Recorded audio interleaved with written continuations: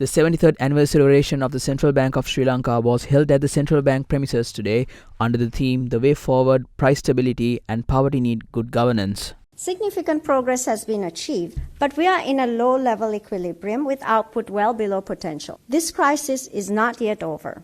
The only way out is to grow at a rate of about 5 or 6% a year in a sustainable, inclusive way. Without such growth, we cannot escape our high debt burden even after a successful restructuring. And because the debt burden lies with the public sector will need to contract, not just this year, but also in the decade ahead. Growth will need to come from the private sector and be export-oriented given our foreign exchange needs. There is simply no other option. Much remains to be done to get the economy on such a dynamic growth trajectory. Nor should we take for granted that having achieved low inflation, that inflation will always stay within the CBSL's target of 5%, or that progress in the fiscal area will continue. Our post-independence economic history is full of stop-and-go policy and brief victories over instability that are not sustained.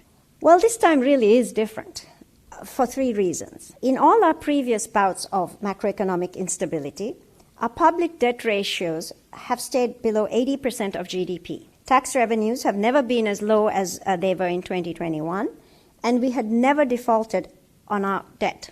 According to the IMF's debt sustainability analysis, even if we successfully restructure our debt and adhere to the tight policies that generate primary fiscal surpluses of 2.3% of GDP from 2025 until at least 2032, our public debt will decline to only about 95% of GDP by 2032, from about 130% of GDP now. In 2022, government debt to GDP averaged 65%. And looking at our neighbors, 55% in India, 40% in Indonesia, and 54% in Thailand. We will be at a high risk of debt distress even after a successful debt restructuring. If we become complacent and go slow on reforms, we can easily be back in a crisis where we are unable to pay our debts. Except next time, the adjustment will be far more painful, because we would have already restructured our domestic and external debt.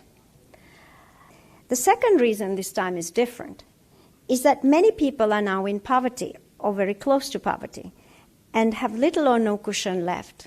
The World Bank estimates that the poverty rate doubled to 25% of the population in 2022, while the UNDP estimates that over half the population remains multidimensionally vulnerable. The World Food Programme finds that almost a third of children under 5 are malnourished, with 20% suffering from wasting. 2/3 of the population are borrowing or dipping into their savings to feed their families. Many people are foregoing the basic needs such as healthcare, and progress in education has been severely hampered by both the pandemic and the economic crisis. The impact on people of another debt default, crisis, and adjustment would be disastrous. And third, Sri Lanka is suffering from a damaging outflow of skilled professionals who are the backbone of economic recovery and growth. These professionals are leaving not merely because taxes. They have lost hope that the poor governance and pervasive corruption that Sri Lanka has been mired in for decades will be effectively addressed. They don't see a future in a country where the state interferes with practically every aspect of economic life,